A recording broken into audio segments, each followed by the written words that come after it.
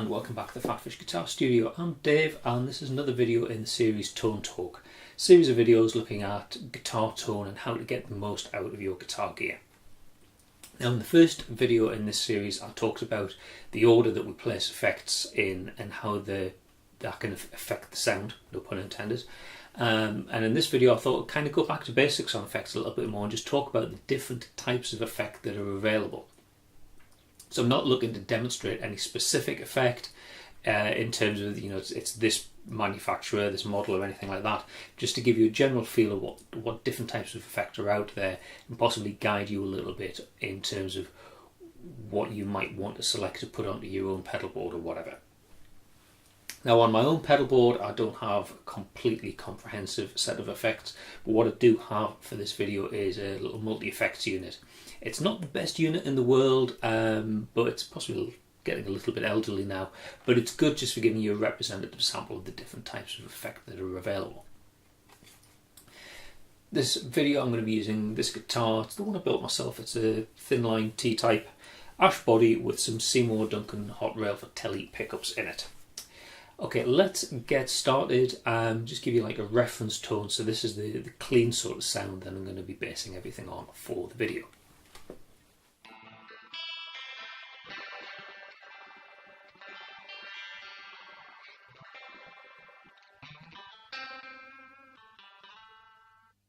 So that's just a regular clean tone. Now I'm going to try and go through these effects sort of like in the logical order that you normally put them on a pedal board. And I'm going to kind of jump to the end of the signal chain and add in what for me is kind of like an always on effect, and that's reverb. So the sound that we're hearing here is what you call a dry sound. There's no modulation, there's no time-based effects or anything like that. This is literally guitar into the amp and into the speakers, or in this case, using multi-effects, it's into like an amp sim and a cab sim, but it's basically no effects whatsoever. Now I find that a little bit difficult to play with, and I much prefer a sound with a little bit of reverb. Reverb is basically the sound of a room. It's like an echoey type of effect, but quite a complex echo, because it's not just taking a copy of the guitar signal and just making one copy and to give you that simple echo. It's as if it was bouncing off all four walls, coming back, and then the echo was hitting another wall.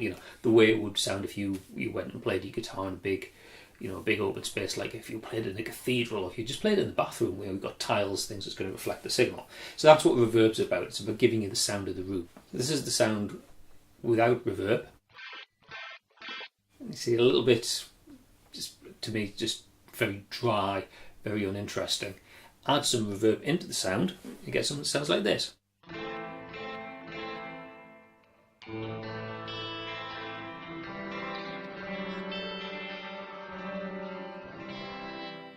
Yeah, it just sounds a little bit more alive. In fact, when I play a note and stop it dead,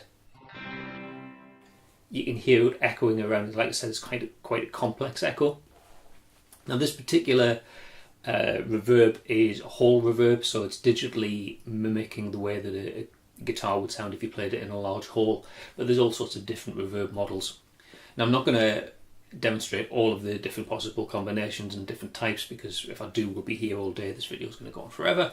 But there's different types of reverb. So that's hall reverb, so it's some electronics there mimicking the way the guitar would sound if I played it in a large hall. But you get things like spring reverb, which is an electronic effect where the guitar signal actually travels down, literally down spring, and that delays the sound slightly, and you get quite a traditional sounding reverb. You get room reverb, which is like a hall, but mimicking a smaller space. So you get plate reverb, dry air, wet air, all sorts of different models of the way that the sound would travel in different spaces and kind of come back at you and give you that natural sort of echo effect. No, I'm going to keep that effect engaged because, like I say, I just like the sound of it. To me it sounds more natural, and we'll go back towards what happens at the start of the pedal board, assuming you're kind of following the traditional effect chain order, and talk about things that come at the start of the chain, and we'll talk about compressors first of all. Now compressors are a very, very subtle effect. if you're listening to this just on a cell phone speaker, to be honest, you probably won't get the most out of it. You probably need to be listening through headphones or decent speakers or something. Compressor is about affecting the volume of the guitar. So if the guitar is really, really quiet, it'll kind of boost the signal up. If it's really, really loud, it'll kind of clip it and just bring it down without distorting it. It'll just lower the volume down, so you get a much more what we call compressed range of volume. So let's try dialing in a compressor effect.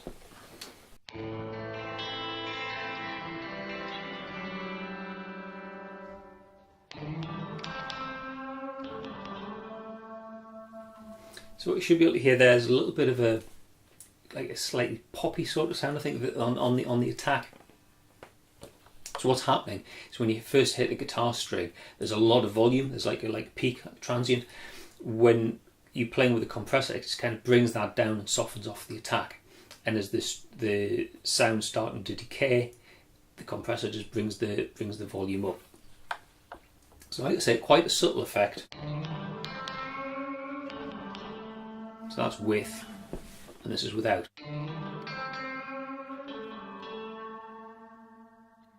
Yes, you can hear the difference there. One thing you'll notice about a compressor though is it can take some of the dynamics away from your picking. So if I just start playing here without the compressor, start off picking quite quietly and then get progressively harder with my picking,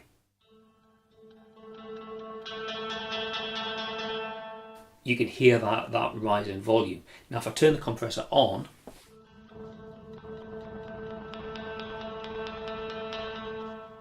now I'm really digging in at the end there, but you're not getting such a noticeable sweep in volume because the compressor is doing its job, bringing up the quiet volumes and bringing the higher volumes down. Let's look at another effect that traditionally comes quite early in the chain, and that's wah-wah. Now wah-wah effect is one that traditionally is controlled with your feet. I have this.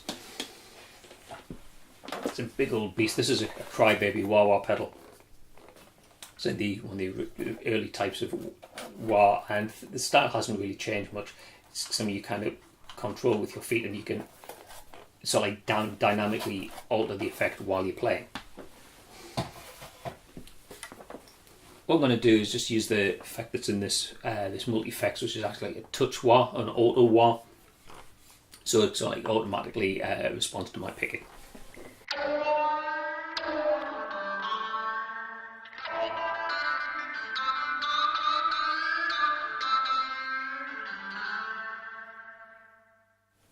Yeah, you probably recognise that sort of effect. It's quite a versatile effect in terms of how you apply it, because you can, like I say, while you play, you can use your foot to control how fast or how slow it sweeps, and kind of perhaps mimic your picking pattern with little pushes on the pedal. An interesting effect, quite widely used, one that possibly is worth investigating. Next effect we're going to take a listen to is the octave effect. Now this is a pitch shifting effect, and what it does is it takes the note that you're playing, replicates it an octave lower, and then mixes it in with the original signal. It gives you quite an interesting sound. It gives you a sound like this.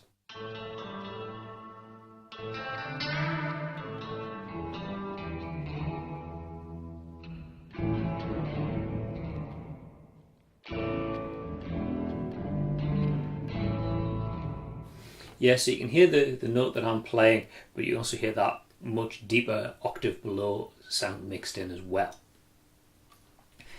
It's not necessarily an always on effect. It's got quite an interesting sound, but it does have its place in, well, all of these effects have their place. It's just some of them you will use possibly more often than others. Let's move now into the world of overdrives and distortions. And what I'm going to move on to now is a fuzz effect, which is one of the earlier types of overdrive, done through like solid state electronics rather than valves. Let's have a listen to how a fuzz sounds.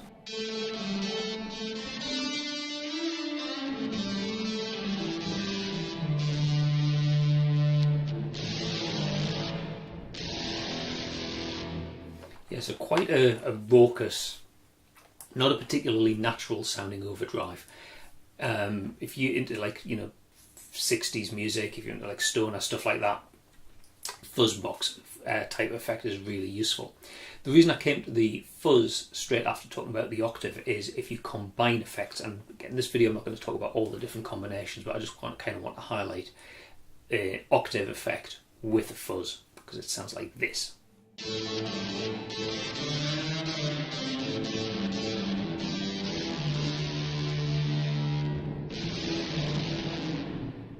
Yeah, that's a sound you'll have heard before. Raucous fuzz with an octave underneath. The combination is well worth experimenting with. Okay.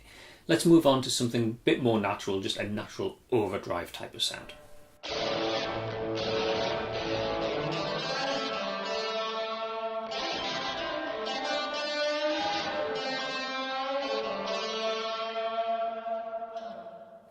So that's overdrive, more natural sound, sort of thing it's mimicking what you would get from a tube amp or a valve amp, where it's just starting to break up and distort naturally. So that's overdrive. There's hundreds and hundreds and hundreds of different overdrive pedals out there, and distortion pedals, and then you get the extreme things like heavy metal pedals, metal zones and things like that.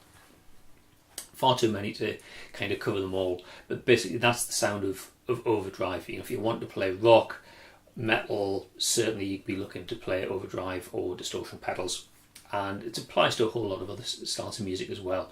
But that's overdrive, the sound of a dirty amplifier. Okay, so those are sort of effects you would normally tend to think of using before the amplifier. Or in case of overdrive, it might be an effect that you get from the amplifier itself by using the dirty channel. Now I want to move on to sort of things you might expect to find in the effects loop. So it's a thing that traditionally, and you don't have to do it like this, but traditionally would come after the preamp section of the amp. And first off, we're going to talk about the modulation effects. So modulation effects are a type of time-based effect where what happens is the guitar signal comes in, it's copied, and then twiddled around with in some way to change its sound. Now, what parameter is used for that twiddling depends on the type of effect in question. So if we think about a chorus first, a chorus effect basically takes a copy of the sound, modulates it, pitch modulates it, so it actually changes the pitch of that sound ever so slightly, then mixes it in with the original signal. And where the effect really comes from, and this is why we refer to it as a time-based effect as well as being a modulation effect, is the two, if you think that's the sound, your dry sound, and this is your wet sound which has been affected in some way by the chorus, that's sometimes sped up or slowed down, so you don't get the two signals coming into the amplifier and into your speaker perfectly in sync. They kind of waver, and you can control the rate and the amount by which that modulation happens, and that's what really gives you the chorus effect. It's the modulation of time as well as pitch. So back to a clean sound for this. This is just the clean amp sound with a little bit of reverb like we had before.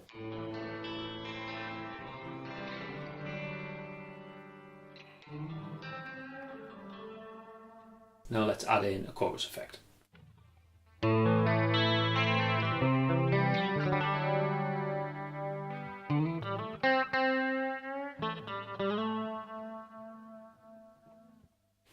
Yeah, you hear that's quite a lovely sound. I think a clean guitar with a little bit of chorus, it's a really 80s sort of thing, but it's a very, very pleasing sound. It can just be very useful effect chorus, a subtle piece of little bit of chorus, just to stop a clean guitar sound from being boring. Just add a little bit of interest by having that modulation effect there with the chorus. It's nothing too extreme. I mean, depending on the effect, you really can, wind up the depth and wind up the rate and get something that's a little bit more jarring.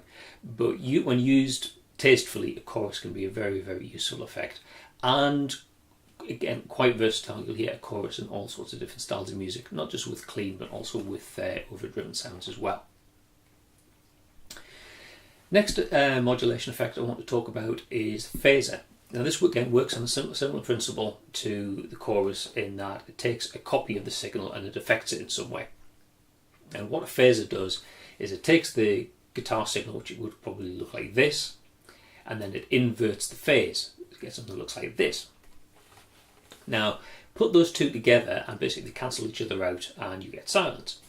But because the phaser is a time-based effect, what it will do is take that inverted phase effect and move it forwards or backwards in time, so the two waveforms don't completely overlap each other and don't cancel each other out. You get an interesting phasing effect, and then that, as before, like you get the dry signal and the wet signal. And the wet signal will modulate backwards and forwards in time, and you get the phaser effect. Sounds like this.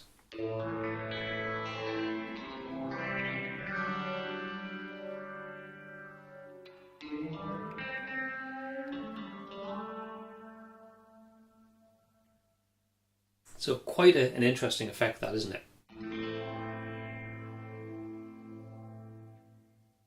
Very distinctive effect, the phaser, and depending on the type of phaser you get, there's all sorts of variations, and some will come with just like one overall knob, like a classic MXR Phase 90, just got one control, or you get something more complex, like I've got a pedal down on the board. It's got about 4 or 5 different knobs and a little switch we can put in different amounts of phasing, different speed, different depth, all sorts of things.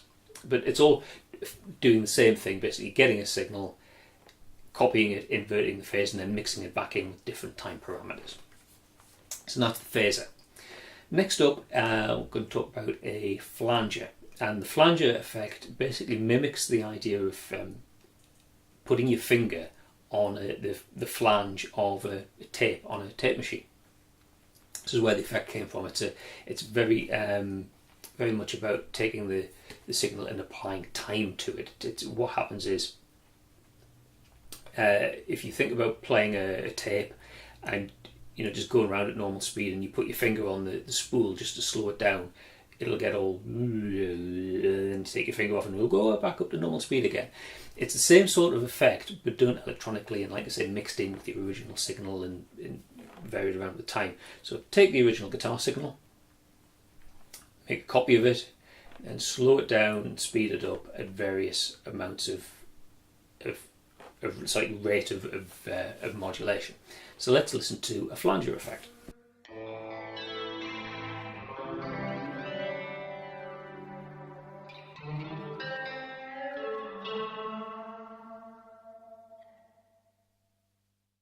There's a lot of overlap, I think, between the chorus and the phaser and the flanger for all the affecting the signal in different ways, because you've got the phenomenon of hearing your signal with something kind of altering in time, whether it's because of pitch or because of phase or just a copy of the signal moving in time. So sometimes if you hear a guitar effect on a record and you think, oh, actually, am I hearing a phaser there, or am I hearing a flanger, or am I hearing a chorus? So you need to study the sound quite carefully. It's difficult to tell what specific effect it is that you're listening to. Indeed, there are pedals out there. There's one particular one I'm thinking of, brands itself as a flanger, but when you read the user's manual, it says, well, if you tweak it like this, you get an effect that sounds very much like a chorus. If you tweak the settings like this, you get something that sounds very much like a phaser. So there's grey areas. Again, it's just something that gives you a wetness to your sound. A flanger is quite useful if you want to get like that jet engine type of effect. Flanger is probably the easiest way to get that. But really, like I say, in this video, I'm not trying to demonstrate every possible sound to get from every effect. It's just to give you an idea of how they are, how they work, how they sound, and give you some ideas for things you might want to investigate a bit further. Right. Staying with time-based effects, we're going to go on to delay. Now, we've already looked at delay in a way when we talked about the reverb. As a reverb is taking a guitar signal and copying it. Like I said, in the case of reverb, it's quite a complex copying exercise because it's making multiple copies and making it sound like it's bouncing around the room. Delay, much more straightforward. It's taking a copy of the sound, delaying it by a certain amount, and then playing it back. So let's have a listen to just the way that a delay sounds. This is a nice straightforward one. It's literally just a case of playing a note, and then the delay, it plays it back. And depending on how you set the delay up, you can have different amounts of repeats or a different delay time, whether it's quite short or quite long. And where it gets really interesting is where you can kind of dial in lots of what we call feedback, where it's just repeating and repeating and repeating, and it never really fades away. So the slightly longer delay time and more repeats, get something that sounds like this.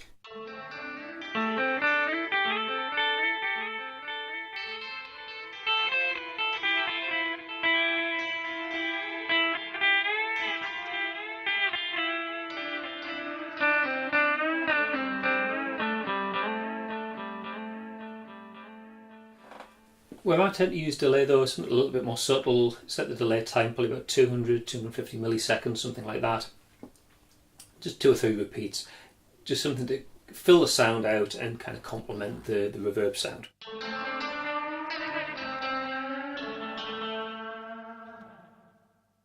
Yeah, so a little bit of an echo going on there.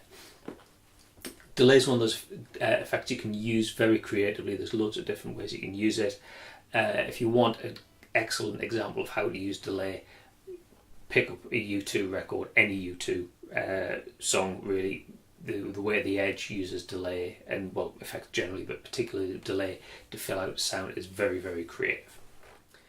Okay, so there's a quick-ish overview of the various different types of effect. It's by no means exhaustive. Like I said, for each effect type there's going to be loads and loads of different effect pedal manufacturers that have their take on how that type of effect should sound. Well, in some cases, the same manufacturer will have 2 or 3 different versions of a particular effect pedal. And on any pedal, there's loads of different ways you can set the controls to alter the sound.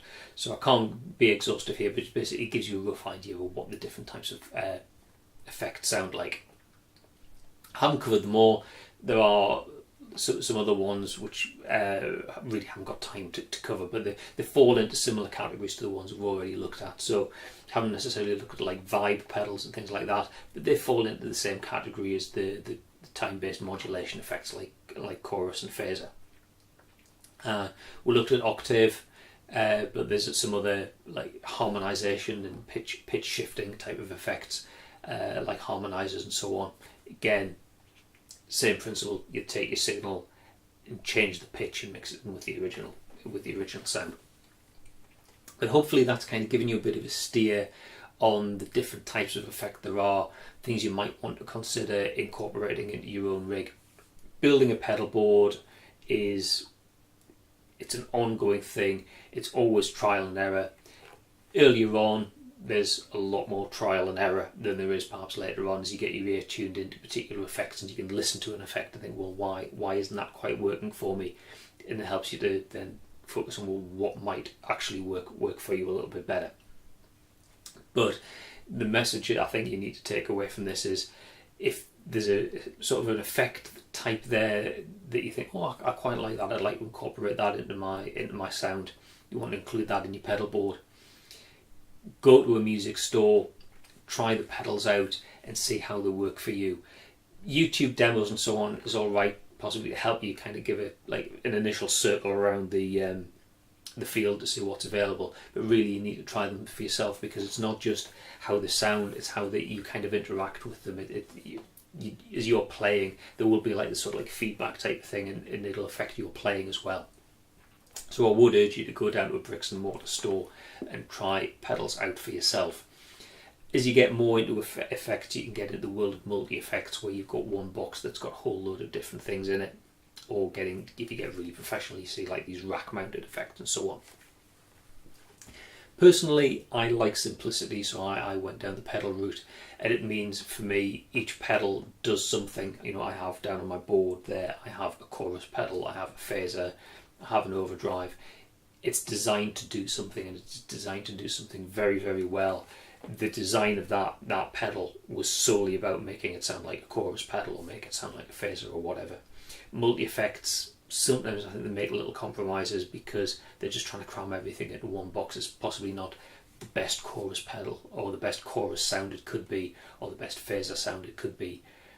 It's good, and you can get some not so good multi-effects and some very good multi-effects, but personally I like the simplicity of pedals as opposed to some of the more complex arrangements in multi-effects. But at the end of the day, it's horses for courses, and the point of this video isn't to debate the merits or not of pedals versus multi-effects. It's just to give you an idea of the different type of effects sounds that are available. I hope you found it useful. If you did, you enjoyed it, please click like down there. If you really enjoyed it and want to see other videos that I post to the channel, then please click subscribe also down there. If you want to leave a comment, you're more than welcome. If you want to ask me a question, make a suggestion for a future video, whether it's about effects, guitar gear in general, music theory, playing, anything like that, if you go here, fill the form in, send your question into there, I am guaranteed to see it. Leaving a question down in the comments section, you're welcome to leave a comment, but I don't always see them, so asking a specific question, you're better off going through that form. Okay, that's all for now. Thanks very much for watching, and I'll see you next time. Bye for now.